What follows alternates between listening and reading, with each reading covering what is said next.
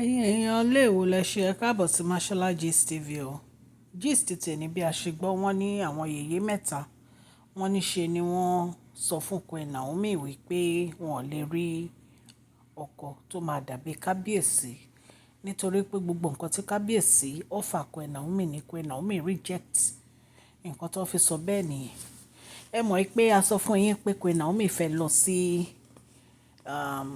Switzerland wọ́n ní bàbá láti ìjẹ̀bú lọ jẹ́ ṣe èèyàn kan tó jẹ́ one of the network multi-billionaire ní program nàìjíríà. ti Christian Chief èyí tí BBC Adébùkún tán invite wọn Nùọlá tí wọ́n fà wọ́n ní Adébùtù.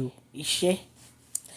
And This man was kábíyèsí born ní in àwọn ò fẹ́ kán lọ 24th of October. sí Australia wọ́n ti yẹn ṣe birthday wọn ní torí oṣù wọ́n ní tí Switzerland ni wọ́n ti ṣe a but wà nínú ẹ̀ Australia yìí. ni wọ́n máa gbà lọ a dẹ̀ síbẹ̀. mọ̀ pé ọlọ́run wá Kábíyèsí lọ́rẹ̀ ní ni àwọn ò wọ́n fẹ́ pẹ́ kán lọ láyé. pé àwọn máa He was born in open 1935 network online bí a network dẹ̀ ṣe fún mọ̀ wọn 89 television years ni network wọ́n. pé wọ́n ní nǹkan tó bá fẹ́ Premier ṣe Lotto lórí ọ̀rọ̀ Limited. pé wọ́n wọ́n dẹ̀ wàásù ní ìyìn rere Ọlọ́run wọ́n lè máa ṣe billionaire wọ́n ní Queen ni Naomi wọ́n. láwọn wọ́n wà wá láti interested Ìjẹ̀bú wọ́n Rẹ́mọ reject Ogun State.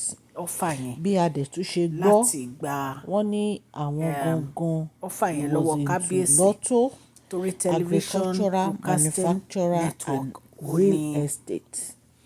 Queen Naomi fẹ́ bá kábíyèsí ṣiṣẹ́. ní Odùduwà Wọ́n ní pé àwọn ò fẹ́ Heritage kí Building yìí ó Queen Naomi jẹ́ bá ìwúrí fún TBN bàbá wẹrẹ ńlá ṣiṣẹ́ nítorí wípé pé nítorí ó tún máa jẹ́ kí àwọn fẹ́ kí wọ́n dúró sí Nàìjíríà ibi kan tí lè máa tọ́jú heritage bá tàbí wà ní tún káwọ́. gbòòrò sí i nítorí pé ọ̀pọ̀lọpọ̀ ni wọ́n máa gbà síbẹ̀ láti máa ṣiṣẹ́. bàbá wẹ̀rẹ̀ ńlá sọ ṣùgbọ́n gbà tí àwọn yèyé mẹ́ta gbọ́ wọn ní Queen Naomi ò lè lọ́kọ o tó máa dàbí kábíyèsí nǹkan tá a gbọ́ nìyẹn tán ní àwọn yèyé mẹ́ta sọ ẹ̀yìn èèyàn lé.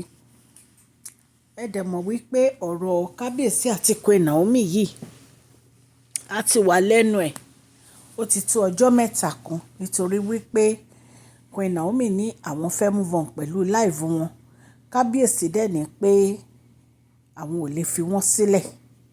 So ọ̀rọ̀ yìí ó fa wàhálà débi ní pé bàbá Ìjẹ̀bú gan dá sí i Soro yẹ kí Queen Naomi àti mọ́mísí wọn kí wọ́n lọ rí bàbá Ìjẹ̀bú ṣùgbọ́n wọ́n ní wọn ò lọ wọ́n nítorí pé bàbá Ìjẹ̀bú blast ọ̀nkù wọn tó wá láti Australia.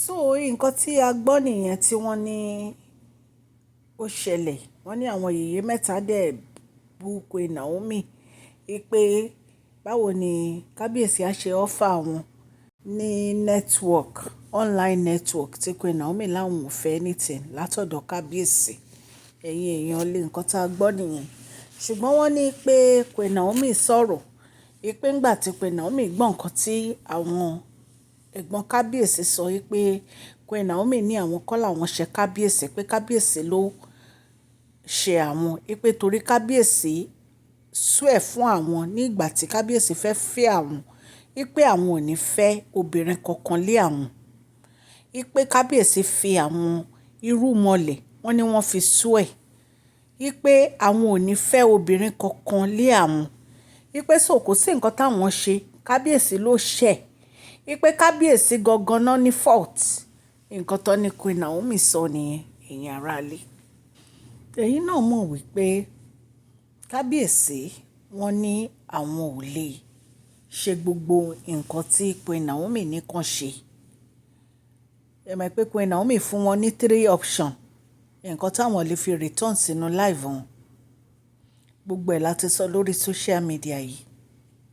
Ìgbà tí bàbá wẹ̀rẹ̀ ńlá kọ̀ tán láwọn ò lè ṣe gbogbo nǹkan tí Queen Naomi ní kàn ṣe Queen Naomi ní àwọn ò lè padà wá sínú ayé bàbá wẹ̀rẹ̀ ńlá to the extent pé bàbá Ìjẹ̀bú wọ́n make appointment pẹ̀lú Queen Naomi àtàwọn family wọn láti rí wọn ṣùgbọ́n wọ́n ní Queen Naomi láwọn ò lọ wọ́n nítorí pé bàbá Ìjẹ̀bú blast uncle Queen Naomi tó wá láti Australia pé bàbá Ìjẹ̀bú ní kí ló dé tó yẹ pé uncle Queen Naomi ó ń kọ́ Queen Naomi ní nǹkan tí ò dáa pé ṣé ó yẹ kí uncle Queen Naomi máa tú yìgì ni àbí kó so yìgì pọ̀.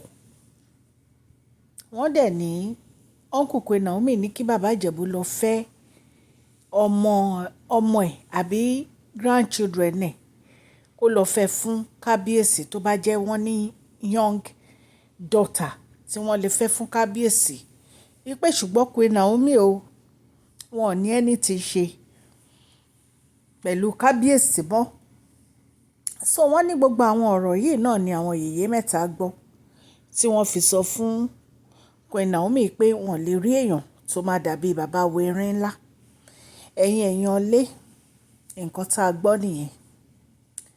Ẹ̀yin náà mọ̀ wípé ìgbà tí kábíyèsí fẹ́ Queen Naomi wọ́n young, I think she was about 20 plus nígbà yẹn. Mi ì lè sọ actual age fún yín, but tá a bá wo ọjọ́ orí wọn ní ìsìn a máa mọ̀ pé wọ́n ju 25 lọ nígbà yẹn. And she is a very quiet person. Pẹ̀lú gbogbo bí kábíyèsí ṣe ń kó gbogbo àwọn obìnrin yìí, Queen Naomi ò sọ̀rọ̀. Queen Naomi dákẹ́, wọ́n ní sùúrù nítorí pé wọ́n mọ̀ pé àwọn ò lè wojú ọkọ àwọn. Àwọn nǹkan tí àwọn yèyé mẹ́ta ṣe ní ìgbà yẹn ò ní pé wọ́n support kábíyèsí láti ṣe gbogbo àwọn nǹkan tí kábíyèsí ṣe. Ṣùgbọ́n nígbà tí gbogbo ẹ̀ délẹ̀ nísìn tí bàbá wẹ̀rin ńlá fẹ́ gbogbo àwọn olórí yìí, wọn ò máa ní ayọ̀. Still yet ṣe ló máa ṣe ń wá Queen Naomi kiri. Wọ́n ṣì ń wá Queen Naomi kiri. Èèyàn lé àfi kí Ọlọ́run Elédùmarè kó ṣàánú kábíyèsí àti Queen Naomi o. Ṣùgbọ́n Queen Naomi fi yé àwọn yèyé mẹ́ta pé àwọn ò ṣe kábíyèsí o nítorí pé àwọn ò dalẹ̀. Nítorí pé gbogbo ìlérí kábíyèsí ò mú kọ̀kọ̀ ṣẹ́ ń bẹ̀ lórí ọ̀rọ̀ ẹ pé ọ̀rọ̀ ìyàwó ẹ dẹ̀ mọ̀ pé téèyàn bá ṣèlérí tí ò mú ìlérí náà ṣẹ, ẹni tó ṣèlérí yẹn sí kò ní trust ẹ mọ́, kò lè fi ojú rere wò ẹ́. So ìgbà tí kábíyèsí ò dẹ̀ lè mú ìlérí ṣẹ, ìtorí ẹ̀ ni Queen Naomi fi sọ fún bàbá wẹ̀rin ńlá pé àwọn fẹ́ move on pẹ̀lú life àwọn, pé torí àwọn ò find ara àwọn pẹ̀lú àwọn ìyàwó tó ń kó jọ sí inú pálásì. Àfi kí Ọlọ́run Elédùmarè kó ṣàánú Queen Naomi kó dẹ̀ bá wọn ja ìjà yìí. Kò jẹ́ bó ṣe jẹ́ allegedly bí a ṣe gbọ́ nìyẹn. Èèyàn lé mo ṣe máa ń sọ mi ò bá kábíyèsí gbénú pálásì nǹkan tá a gbọ́ la wá torchlight. Orúkọ mi ni Máṣọ́lá Yorùbá ni mò ń sọ lórí ìkànnì yìí.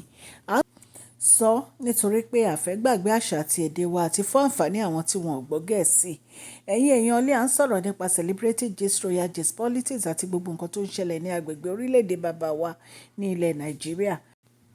Tí ẹ bá ti subscribe, ẹ tẹ notification bell yín so that a bá ti post any gist ẹ máa rí. Òkè ni ọlá yín á máa lọ. Mo dúpẹ́ lọ́wọ́ gbogbo ẹ̀yin subscribers o. Ẹ ṣé, mo dẹ̀ dúpẹ́ lọ́wọ́ ẹ̀yin new subscribers. A dúpẹ́. Ọlọ́run á bá mi gbọ́wọ́ yín sókè. Ẹni tọrọ jẹ, ẹni tọrọ mu, ẹni ẹlẹ́ni ò ní gbà ṣe yín ṣe o. Please share this video, like and subscribe. God bless you all. Mashola Gist TV. Love you all.